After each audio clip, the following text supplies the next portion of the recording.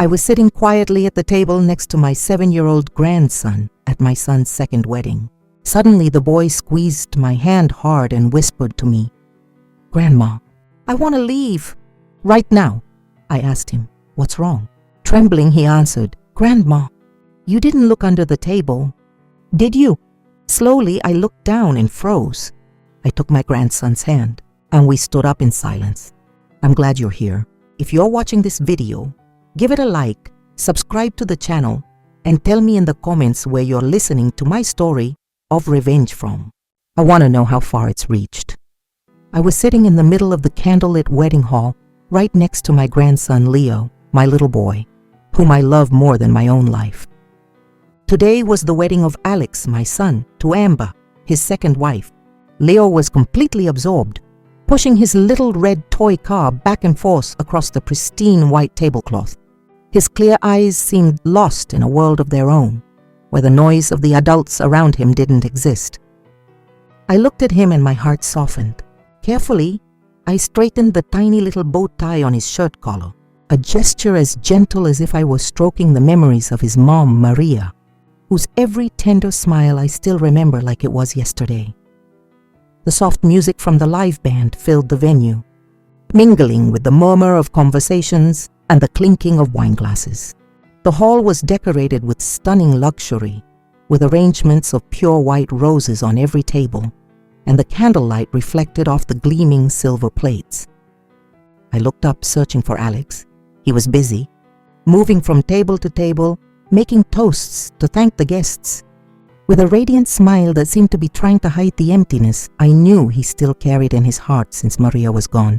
In the distance, Amber, my son's new wife, dazzling in her wedding dress embroidered with sparkling rhinestones, was posing for photos with her friends. Her smile was perfect without a single cloud, as if the whole world belonged to her. I looked at her and felt a strange tightness in my chest, an odd feeling, but I tried to ignore it, telling myself I was just being overly sensitive. The waiters moved skillfully between the tables, pouring more wine, clearing empty plates, and arranging napkins. An elderly couple sitting at our table turned to me with a kind smile. "Leo's growing up so fast. How old is he now, Carol?" I smiled and answered in a soft voice, "He just turned 7. Time flies." Then I turned to cut a small piece of cake to give to Leo. The boy looked up, his eyes shining with thanks, but he immediately lowered his head again and continued pushing his little car, as if that toy was the only place he felt safe. Suddenly Leo stopped. His little hands stopped pushing the car, and his round eyes looked at me with a seriousness that wasn't normal for him. I was a little startled. A bad feeling ran through my body. He grabbed my hand tightly. His little fingers were ice cold. In an urgent voice, he whispered, "Gram, I want to go home, right now." His voice was trembling, as if he was holding back a fear he couldn't explain. My heart started to race. I leaned toward him and put a hand on his shoulder. "What's wrong, sweetheart? Tell me what's the matter." Leo flinched, pressing his lips together, and then whispered so quietly I had to lean in close to hear him. "Grandma, you haven't looked under the table, have you?" His words were like a cold knife stabbing me in the chest. A terrible anxiety began to build inside me, making it hard to breathe. I tried to stay calm and stroked his hair, but his gaze, the look of a 7-year-old boy filled with panic, made it impossible to ignore. "It's okay, my love. Let Grandma see," I said, trying to make my voice sound calm to soothe him, even though my own heart was pounding. Carefully, I lifted the edge of the white tablecloth and looked into the dark space under the table, where the wooden legs of the chairs and Leo's little swinging shoes were visible. And then I saw it. A small piece of paper folded into a square, lying there right next to Leo's chair. It was so small it was almost lost in the darkness, but its presence sent a chill down my spine. Leo huddled against me, his little hand gripping my arm as if seeking refuge. I could feel his ragged breathing. Every tremor seemed to tell me that something was very, very wrong. I bent down completely, and with a trembling hand, I picked up the paper. The people around us kept laughing and toasting, but in that instant my entire world shrank until it was just me, Leo, And that damn piece of paper in my hand. I unfolded it. The dim candlelight on the table was enough to read the scribbled words. Table 8. Add shrimp to the kids' portion. Just a few words, but they were like a punch straight to the heart. I felt the blood freeze in my veins and the air catch in my throat. Leo is allergic to shrimp, something my entire family knows perfectly well. A single piece of shrimp would be enough to kill him. Who could have written this? Who could be so cruel, especially on my son's wedding day? I squeezed Leo's hand, feeling his little fingers tremble inside mine. I shot up from my seat, not caring about the surprised looks from the people around me. The elderly couple nearby stopped talking and looked at me with concern. I hugged Leo with all my might, as if I was afraid that if I let him go, he would disappear. The laughter and music continued, but for me, everything had turned into a heavy, suffocating silence. Memories of other times flooded my mind, pulling me out of that glittering wedding hall and taking me back to the years when our family was whole. I once thought my son's home would always be filled with laughter, but life, like a sudden gust of wind, blew out that flame of happiness, leaving me with scars that would never heal. I remember Maria, my first daughter-in-law, the way I remember the morning sunlight streaming through the window at dawn. Her smile was gentle and warm. She always made me feel like I was in the arms of a true daughter. Maria never raised her voice, never did anything to worry me. She was one of those people who, just by looking at them, made you feel at peace. I still remember those windy afternoons on the outskirts of town when I would arrive at Alex and Maria's little house. The laughter of Leo, who was just starting to walk, would echo in the backyard as he chased after a colorful rubber ball. Maria would usually be on the porch with a basket of freshly picked vegetables, smiling as she watched her son. "Mom, try the stew I made. Let me know what you think," she would often say, her voice full of pride as she placed the hot bowl in front of me. I would sit there, eating and chatting with her about simple things, while Leo crawled on the floor, clinging to an old toy car. But the most beautiful and also the most painful memory is the night Leo got terribly sick. He had a very high fever. His little body was burning up and his eyes would barely open, too weak to even cry. Maria held him as tears rolled silently down her cheeks. "Mom, I'm so scared," she whispered, her voice trembling. I sat beside her, taking turns placing damp claws on his forehead, trying to calm her down. "Don't worry, honey. The boy is strong. He's going to be okay." But inside, the worry weighed on me like a stone. I stayed up with Maria until dawn, when the first rays of sun appeared and Leo's fever finally broke, and he fell asleep in his mother's arms. Maria turned to me, her eyes red but with a faint smile. "Thanks, Mom. I don't know what I would have done without you." In that moment, I just took her hand and squeezed it tight, as if to tell her I would always be there, for her and for Leo. I thought that little family would be happy forever, like a song that never ends. But then one fateful afternoon, everything fell apart. The phone rang while I was washing dishes in the kitchen. A cold voice of a police officer came through the line. "Ma'am, we regret to inform you there's been an accident." I don't remember how I finished hearing that sentence. I just know my hands were shaking so much that I dropped a plate on the floor and it shattered into pieces. Maria was gone in an instant when a truck lost control and hit her car on the highway just outside of town. I stood there, paralyzed, feeling the world crumble before my eyes. Maria's funeral was on a day of torrential rain. The drops fell without stopping, as if the sky itself was crying for her. Leo, who was only 4 years old at the time, was in my arms, confused, looking at everyone with his innocent eyes, not understanding what was happening. "Graham, where's Mommy?" he asked me in his little voice. I hugged him tightly, swallowing my tears, and whispered, "Your mommy is in a very beautiful place, my love." But inside, I was shattered. Alex, my son, collapsed in front of the casket, his shoulders shaking, unable to say a word. I knew he was trying to be strong, but his eyes were empty, as if a part of his soul had gone with Maria. After that tragedy, Alex changed completely. He threw himself into his work, leaving the house very early and not coming back until Leo was already asleep. I understood he was running away, trying to fill that immense void in his heart with endless days of work. But Leo, my poor boy, was the one who suffered the most. He started talking less, his gaze often sad, as if he were waiting for a miracle to bring his mother back. I became his only support. I took him to school every morning and sat by his bed every night to sing him to sleep. "Graham, tell me a story about my mommy," he would often ask. And I would tell them, my voice breaking, talking about the times Maria sang to him to sleep, about how she would cut his fruit into little pieces to make the dessert he loved so much. Each story was an attempt to keep Maria's image alive in Leo's mind and in my heart too. Lucy, my adopted daughter, also became an essential part of those days. She, with her warm heart and capable hands, would come to the house often, bringing coloring books or cookies she had baked herself. Lucy loved Leo as if he were her little brother. She would carry him, teach him to read or sit for hours with him at the table, helping him with his clumsy drawings. "Look, Leo, your house turned out prettier than mine," she would say, laughing, her voice as clear as little bells.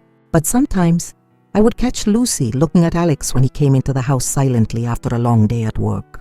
It was a deep look, one that held something more than just sibling affection. I saw it, but I chose not to say anything. Maybe I was afraid that if I touched that subject, I would break the fragile stability of what was left of our family.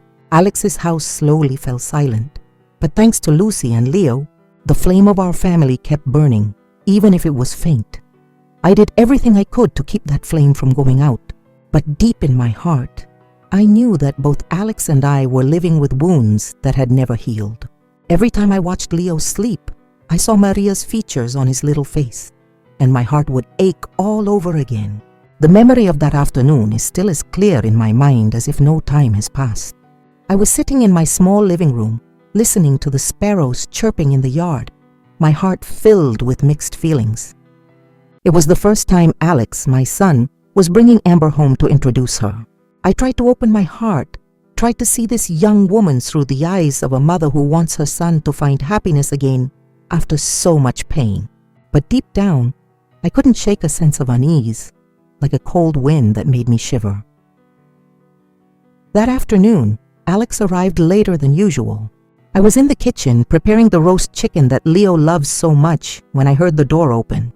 Alex came in with a strange glow on his face. His eyes lit up like they were in his younger years, when he would talk to me about Maria with a passion he couldn't hide. "Mom," he said, his voice a bit choked up, leaning against the doorframe. "I want you to meet someone." I stopped what I was doing and looked at him, feeling a little nervous. "Someone special?" I asked, trying to keep my voice steady. Alex smiled, a smile I hadn't seen on him in a long time. "Yeah, you're going to really like her," he said, full of confidence. I nodded, wiping my hands on my apron, trying to hide the worry that was starting to grow inside me.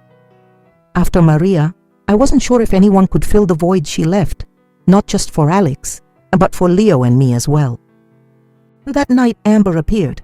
She walked into my house in an elegant light blue dress, her hair perfectly styled in waves that framed her face, and her lips painted a soft red that curved into a smile. That smile, I must admit, was charming, as if she'd rehearsed it to please anyone. "It's so nice to meet you, Mrs. Henderson," she said with a sweet voice, tilting her head slightly. I returned the smile, invited her in, and served her a cup of hot, fragrant tea. "Your home is so cozy," Amber said, as her eyes scanned the family photos hanging on the wall, where there was one of Maria hugging a very little Leo. I nodded and thanked her, but her eyes lingered on that photo longer than I would have liked, and I wasn't sure if I was happy about that. The dinner went on in an atmosphere I tried to make as friendly as possible.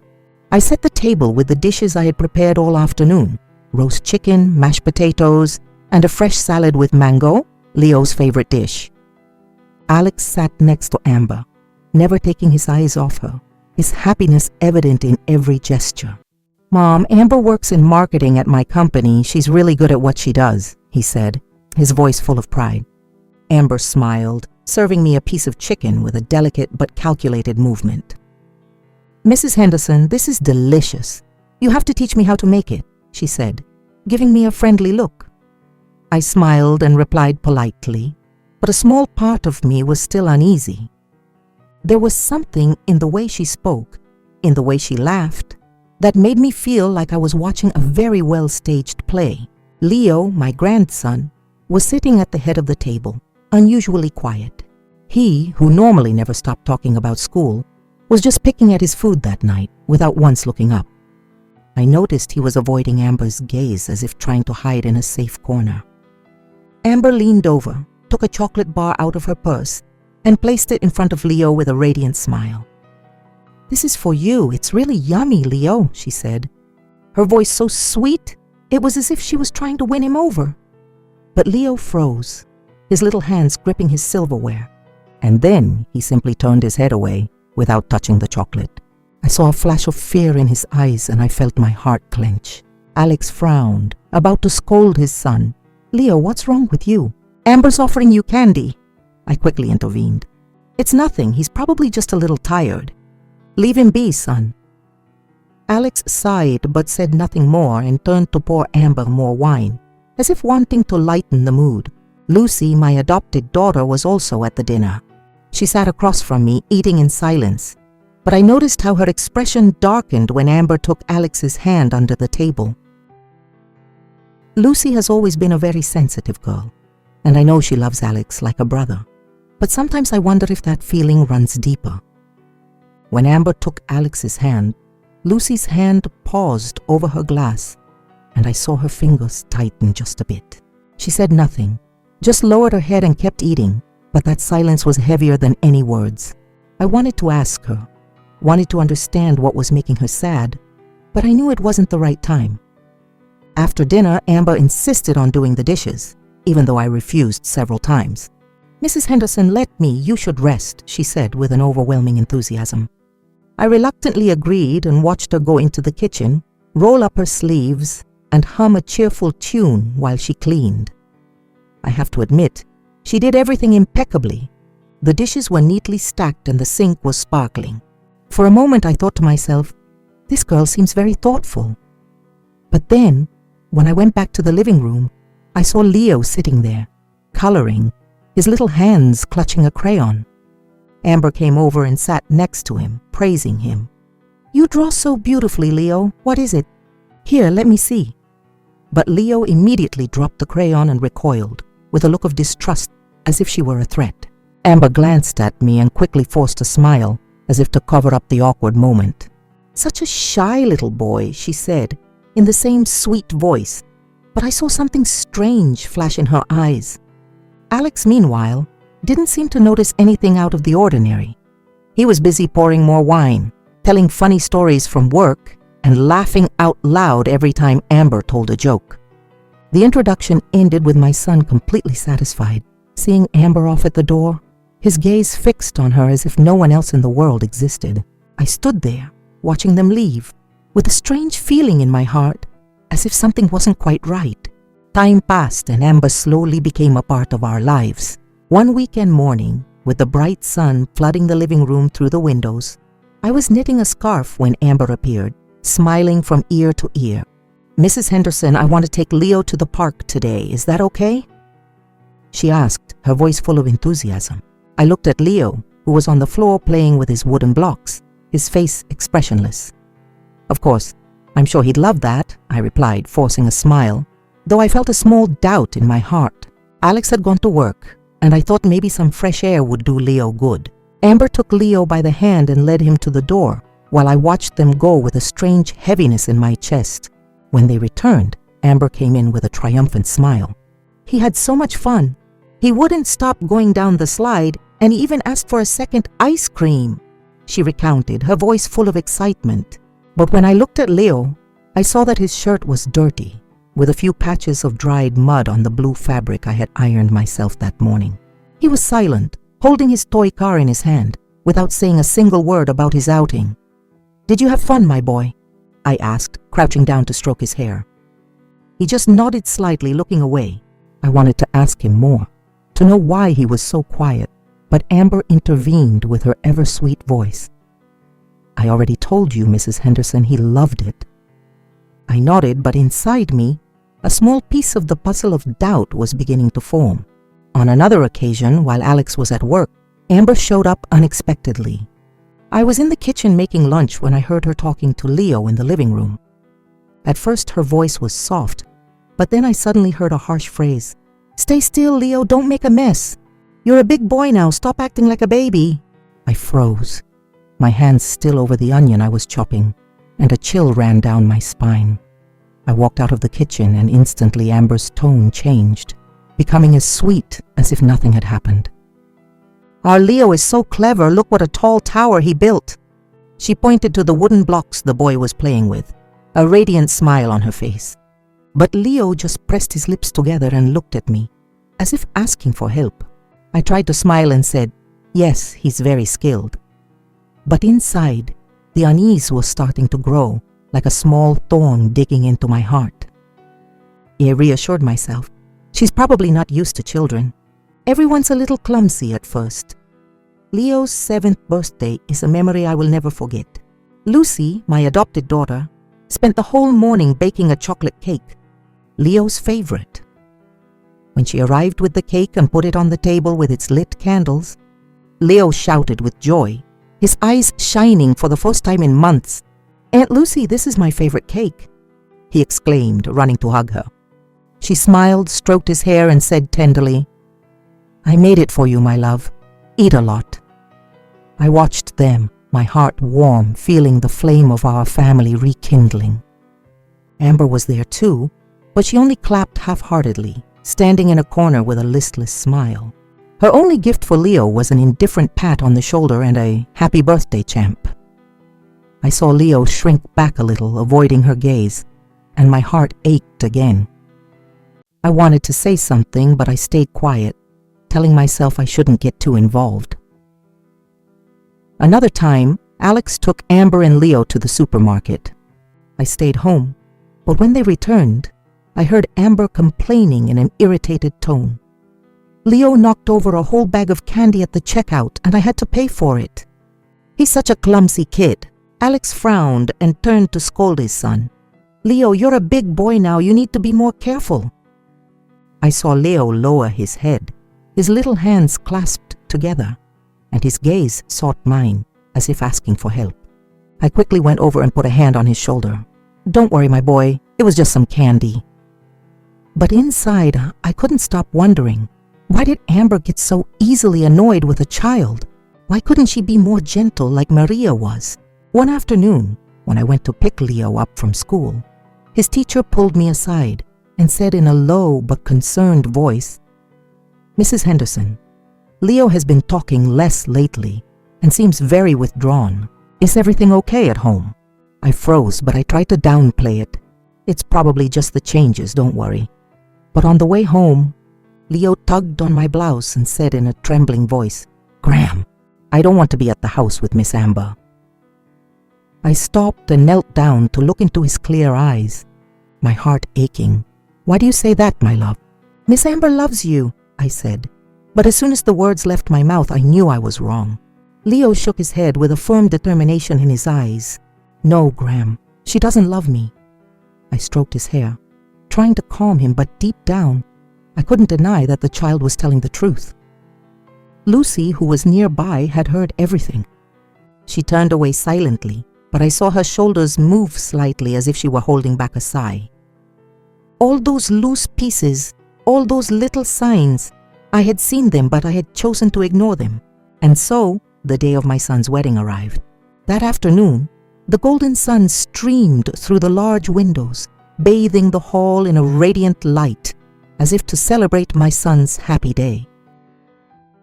I was sitting at table number 8, next to my grandson, Leo, and Lucy, my adopted daughter.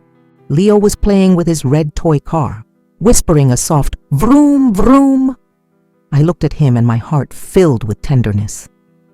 Lucy, in a simple beige dress, sat on the other side, leaning over now and then to whisper something in Leo's ear, with a smile as sweet as the morning sun. "My boy, have another little piece of bread," she said, breaking off a small piece for him. I smiled watching them, feeling a bit of comfort in my heart. Even though our family had been through so much pain, The presence of Lucy and Leo was always the fire that warmed my soul. Alex, my son, dressed in an elegant dark blue suit, walked among the tables, toasting with relatives. His face was beaming with happiness, his radiant smile seeming to want to erase the dark years that followed Maria's death. I watched him, feeling a mix of pride and sadness. I wanted to believe he had found new happiness, that Amber, the stunning bride in her rhinestone-embroidered wedding dress, would give him a new home. But every time my eyes met Amber's, who was laughing loudly for the cameras without letting go of her wine glass, I felt a small thorn digging into my heart. Her smile was too perfect, like a carefully placed mask. The soft melody of the live band played, mixing with the lively conversations of the guests. The waiters moved discreetly, serving appetizers, crispy chips, a fragrant stew, and elegantly decorated platters of fresh seafood. I noticed that Leo only took one chip and then carefully pushed the seafood platter away. I frowned and asked him quietly, "You don't like this, my love?"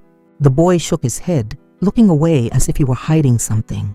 I wanted to ask him more, but a close relative interrupted, saying cheerfully, "Is Leo behaving, Carol? Look how big he is." I smiled and replied, "He's a very smart little man now." But inside I couldn't help but worry. Leo had never refused food in such a strange way. In the distance I saw Amber's gaze drift to our table. The smile on her lips seemed to tighten for a second, just enough for no one to notice, before she turned to continue toasting with another guest. I tried to dismiss my unease, telling myself I was overthinking it, but then everything changed in an instant. Leo, still playing with his toy car, pushed it a little too hard, and the toy rolled onto the floor. The boy quickly bent down to pick it up, but I saw him freeze, his eyes wide, fixed on something under the table. I leaned over to ask him what was wrong, when Leo pulled out a small piece of paper, folded into a square, his hands trembling and his face pale. Immediately he clung to my hand and whispered urgently, "Graham, let's go, please. Let's go now." My heart started pounding as if it wanted to burst out of my chest. "What's wrong, my boy?" I asked, trying to stay calm, but Leo's panicked look made it impossible. Trembling, he repeated the question that sent a chill down my spine. "You haven't looked under the table, have you?" His words were like a cold knife that paralyzed me. I bent down, lifted the white tablecloth, and my eyes scanned the dark space underneath. The little piece of paper was lying next to Leo's chair, a harmless-looking object filled with menace. I picked it up with trembling hands, feeling the world shrink around me, leaving only Leo, me, and that damn paper. I unfolded it. The candlelight was enough to read the scribbled words, "Table 8, add shrimp to the kids' portion." Just a few words, but they were like an electric shock that ran through my entire body, freezing my blood. I unconsciously crumpled the paper in my hand. The music, the laughter, everything around me seemed to sink into an abyss from which I couldn't escape. Amber, in her stunning wedding dress, was still laughing in a corner of the hall, raising her glass to toast with a guest, as if nothing in the world could worry her. Alex was busy taking pictures with his co-workers, with a radiant smile that seemed to confirm this was the happiest day of his life. But for me, everything in that hall was a sham, a curtain hiding the terrible truth I had just discovered. I clutched the paper tightly, feeling it burn my skin. Leo, the grandson I loved more than my own life, had almost become the victim of a wicked plan, right on his own father's wedding day. I turned to Lucy, my adopted daughter, who was sitting next to Leo. Her eyes were filled with worry when she saw my expression. "Take care of Leo, please," I said, trying to stay calm, though I knew I couldn't hide the tremor in my voice. Lucy nodded, pulling Leo closer and hugging him tightly like a protective shield. "Where are you going?" she asked in a low but anguished voice. I just shook my head, not answering, because I didn't even know what I was going to do next. I quickly walked out into the hallway, my legs as heavy as lead, but with my heart pounding, urging me to act. Near the bar, I saw a group of waiters chatting. Their laughter was a painful contrast to the storm raging inside me. I recognized David, the young man who had brought food to our table several times. He had a kind face and a friendly smile. but at that moment I had no mind for that. I walked straight up to him, held the paper in his face, and asked with a firm voice, "Do you know who sent this note?" David looked at the paper and his face changed instantly. His carefree smile turned into an expression of panic. "Oh my God, this is my note," he stammered, his hands trembling as if he wanted to snatch it from me. "A young woman gave it to me, and I must have dropped it by accident when I was carrying the tray." His words were like a flash of light in the midst of the confusion, but they also agitated me even more. "Who gave it to you?" I pressed, almost shouting, completely losing my composure. David took a step back, confused. I don't know her name, ma'am. She just told me to give it to the chef. The note didn't say who it was from." The rage exploded inside me like a fire that burned away all reason. I moved closer, my voice shaking with anger and fear. "Do you know that my grandson is severely allergic to shrimp? A single piece could kill him." David turned pale, his eyes wide with horror, and he shook his head frantically. "Ma'am, I swear I didn't know. I was just following the note. I had no idea."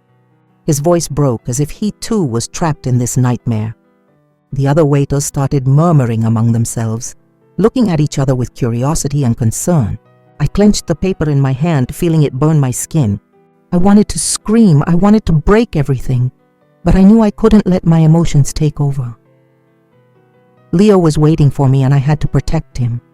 From inside the hall, the master of ceremonies cheerfully announced for everyone to prepare for the main course. His voice was a cruel reminder that time was running out, and if I hesitated, a deadly trap could be waiting for Leo.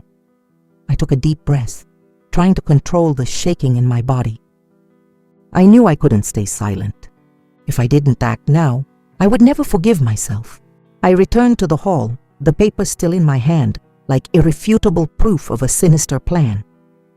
The room was still bathed in candlelight, and the music from the band mingled with the laughter of the guests. The waiters were silently serving the main courses, and the aroma of roast beef and savory sauces filled the air. But to me, it was all a farce. I looked at Leo, huddled next to Lucy, his clear, frightened eyes fixed on me, as if I were his only refuge in the storm. I took Leo's little hand, feeling his trembling fingers in my palm, and then, as if driven by an invisible force, I shot to my feet. My voice rang out, clear and firm, above the music and conversations. "One moment, please. Before we start eating, I have something to clear up." The entire hall fell silent, as if time had stopped. All eyes were fixed on table 8, where I stood, with Leo by my side, and Lucy seated, a spark of determination in her eyes.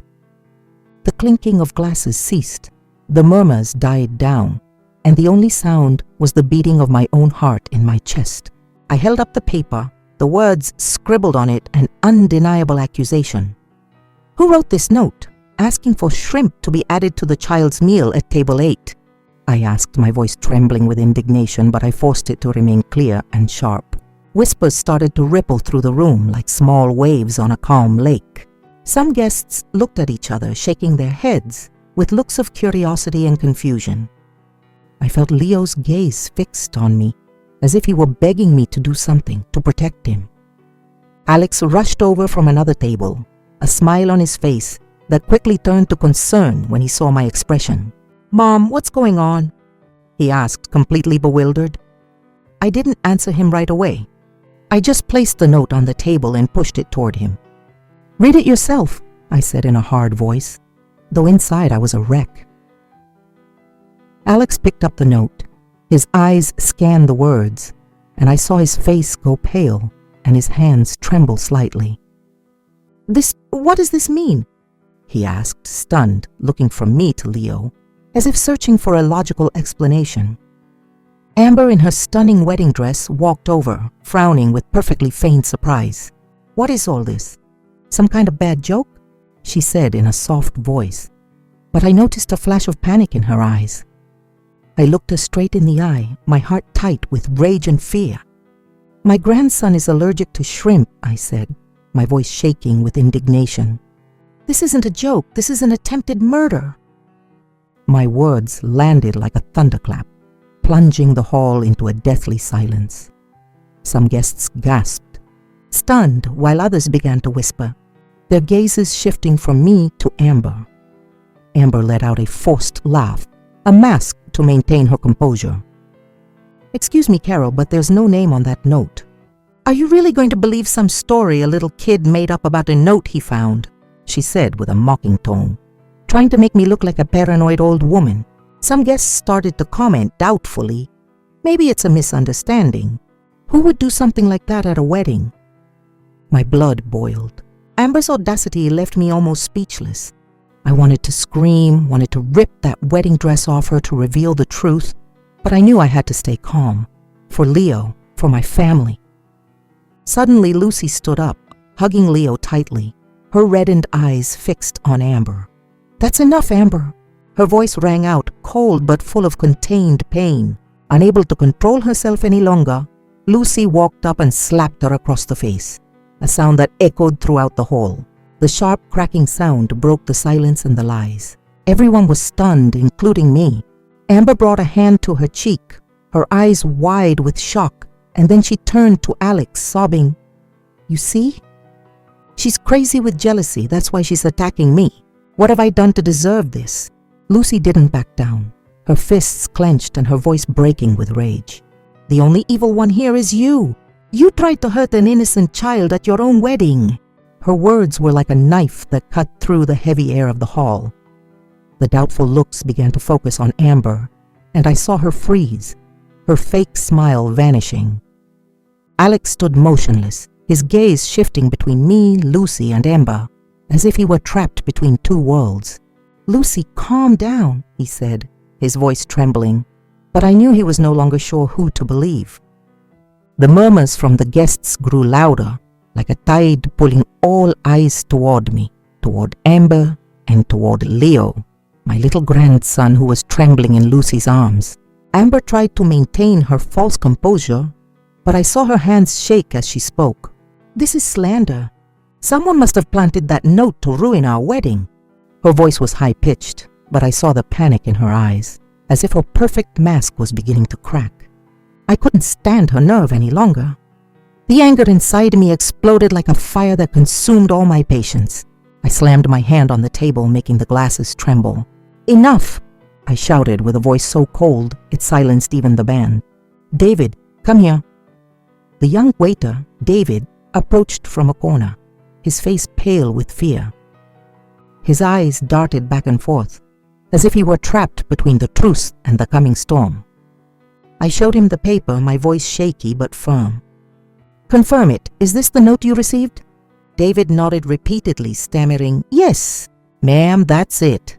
A young lady from the other table gave it to me, and I must have dropped it by accident when I was carrying the tray." He lowered his head, as if to avoid my gaze.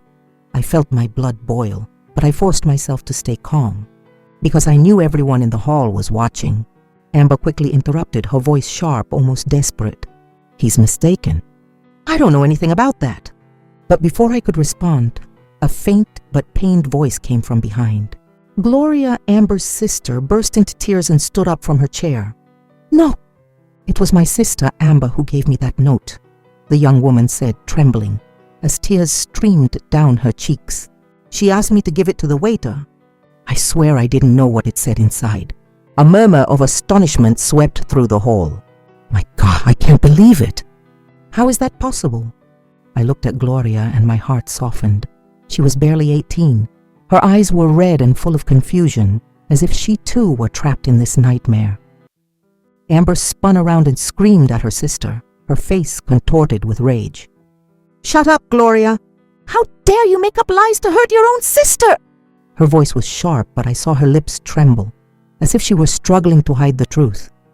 Gloria shrank back, shaking from head to toe, and said through her sobs, "I'm not lying, sister.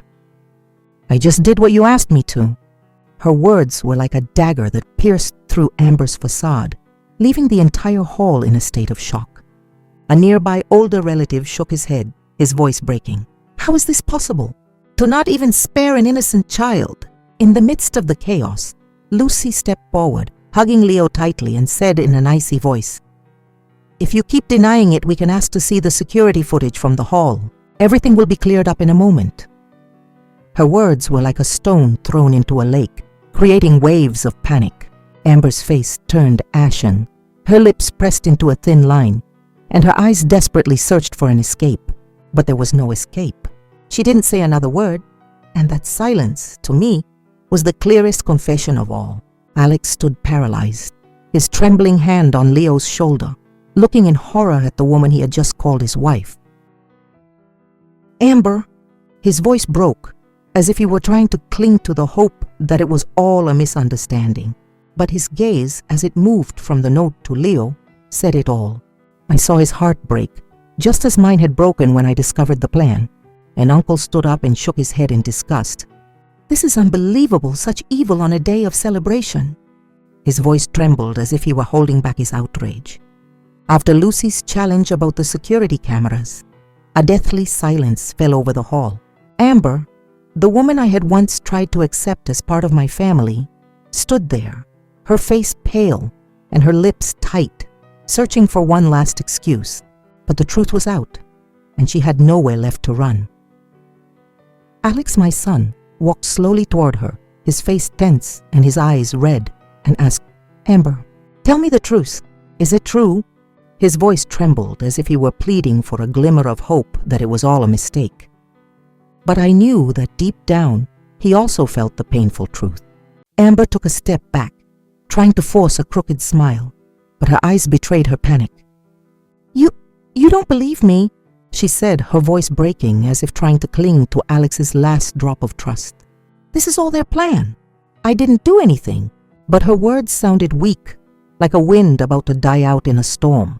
I looked at her, my heart heavy with outrage and pain. This woman, who I thought would bring my son happiness, now stood before me like a stranger, a danger I hadn't seen before. Lucy, my adopted daughter, put a hand on Alex's shoulder and said in a voice strained with control, "Leo almost died because of this woman." Her words were as sharp as a razor. Amber screamed, desperate, "Shut up! You're just a jealous intruder." But Lucy didn't flinch. She was shaking with rage, but she stood her ground like a shield for Leo. "You dare call me jealous?" Lucy replied, her voice icy. "Look this child in the eyes and tell me you didn't try to hurt him." Leo clung to me, his little hand squeezing mine, as if he were afraid of being dragged into this nightmare. The guests began to stand up. The festive atmosphere was completely shattered. A relative of ours, Uncle John, slammed his fist on the table in anger. "This is a disgrace. We can't let this go." Murmurs of support were heard, like waves that grew and drowned Amber in everyone's scornful gazes. Alex, caught between the truth and love, shouted, his voice broken with pain and outrage. "Leo is my son! Did you try to kill my son at our own wedding?" His words were like a stab straight to Amber's heart, and I saw her break down in tears. But those tears, I knew, were not of remorse, but of being caught. I placed the note on the table and declared in a firm voice, "Anyone who tries to harm my grandson will never have the right to set foot in this family again." My words resonated clear and unyielding like a sentence. Amber looked up, her eyes full of fire, but I saw the defeat in her gaze. She had lost, not just against me, but against the truth. The hotel security staff approached and politely but firmly asked Amber to leave the hall. "Miss, please come with us," one of them said in a cold voice. Amber backed away, looking for help, but no one took her side. Many guests shook their heads, leaving their glasses half full, and sighed with resignation. "Unbelievable," one whispered. "How can someone be so cruel?" Said another, horrified. Alex stood motionless, his hands on his head, as if trying to stop his world from falling apart. Then, as if he no longer had the strength to stand, he slowly knelt in front of Leo, his voice choked. "Son, forgive me, my boy, for not protecting you." I saw the tears run down his cheeks and felt my heart break in two. I helped Alex up, squeezing his shoulders, and said in a grave but steady voice, "Luckily we stopped it in time. This fake happiness has to end here and now." I looked at Amber, being escorted out amid scornful glares, and in my heart I knew she never was and never would be part of this family. In the days that followed that nightmare wedding, my family was caught in a silent whirlwind where the wounds were still raw and unanswered questions hung in the air.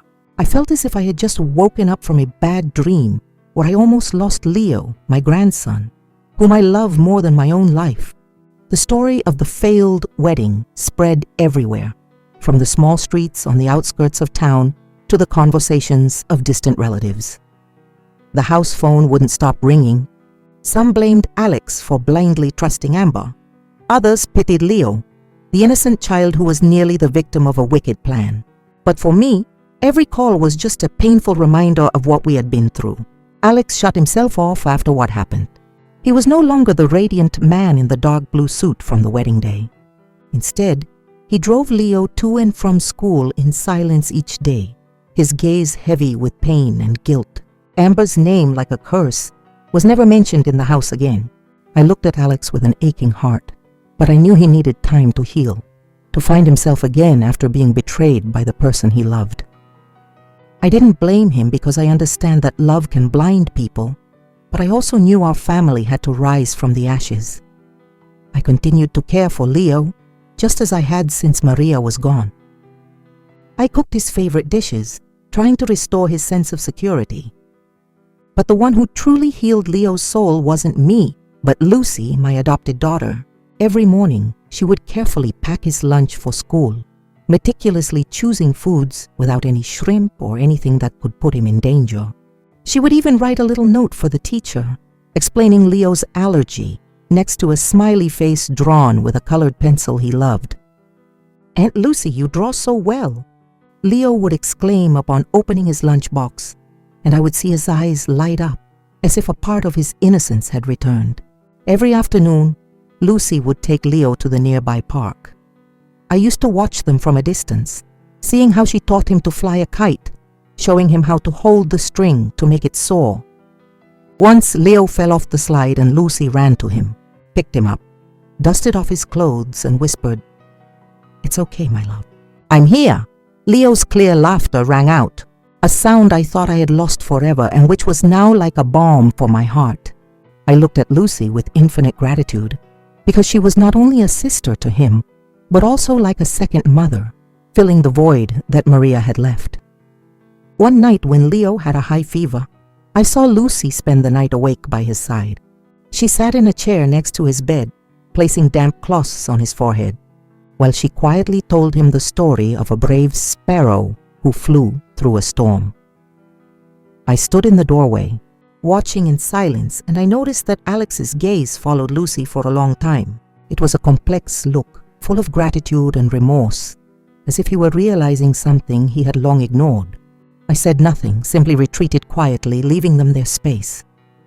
But in my heart, I began to hope that perhaps there was a light at the end of our family's dark tunnel. One evening, during one of the rare dinners where we were all together, sitting around the table with the hot stew I had prepared, Leo suddenly looked up, his clear eyes fixed on Lucy. "I want Aunt Lucy to be my mom," he said, his voice soft but clear, as if it was something he had been thinking about for a long time. Everyone at the table fell silent. Lucy blushed and lowered her head, clutching her spoon as if to hide her embarrassment. Alex froze, his eyes welling up with tears, as if Leo's words had touched a very deep chord in his heart. I smiled, placed my hand on Alex's shoulder, and said in a warm voice, "True happiness, son, doesn't come from a stunning wedding dress, but from a sincere heart that knows how to love." Alex looked at me, then at Lucy, and I saw a small spark of hope shine in his eyes. Time passed, and Amber disappeared completely from our lives, like a toxic wind that had blown away.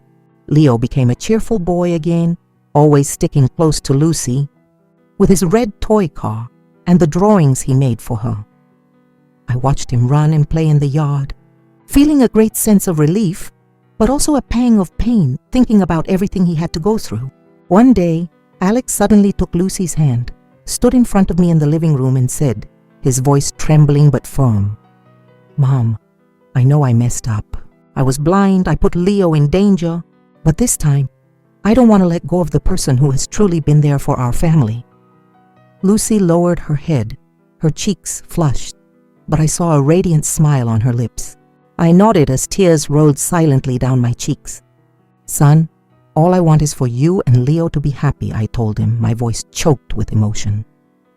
That night, after Leo had fallen asleep, I sat by the window, watching the silvery moon spread over the quiet street. Its soft light was like a reminder that, although our family had been through dark days, the light always finds a way to break through. I whispered to myself. Family isn't always made of blood ties. Sometimes it's chosen with love and courage. After that grim wedding, a new, bright chapter had truly begun for my family. I looked out at the yard, where the kite that Lucy and Leo had flown the day before still lay, and I knew that while the old wounds might never fully heal, we would move forward together with love and strength as our support. After going through all of this, I understood something very important, that in life, there are losses that cannot be replaced, betrayals that break the heart, but sincere love will always be the light that illuminates the path. Family is not just built on blood ties, but also on choices, on the courage to protect each other from darkness and danger. It is sacrifice and true affection that bring lasting happiness, not false appearances. I want everyone to remember to listen, to let your heart guide you, because sometimes a small gesture of attention can save a life. And it is kindness that gets us through the nights that seem to have no end. The story you've just heard has had names and places changed to protect the identity of those involved. We don't tell this to judge, but in the hope that someone will listen and stop to reflect. How many mothers are suffering in silence within their own homes? I truly wonder, if you were in my shoes, what would you have done? Would you have chosen silence to keep the peace? Or would you have dared to confront everything to reclaim your own voice? I'd like to know your opinion, because every story can become a candle that lights the way for others. God always blesses us, and I'm sure that courage will lead us to better days. Meanwhile, on the end screen, I'll leave you with 2 of the channel's favorite stories. I'm sure you'll be surprised. Thank you for staying with me until this moment.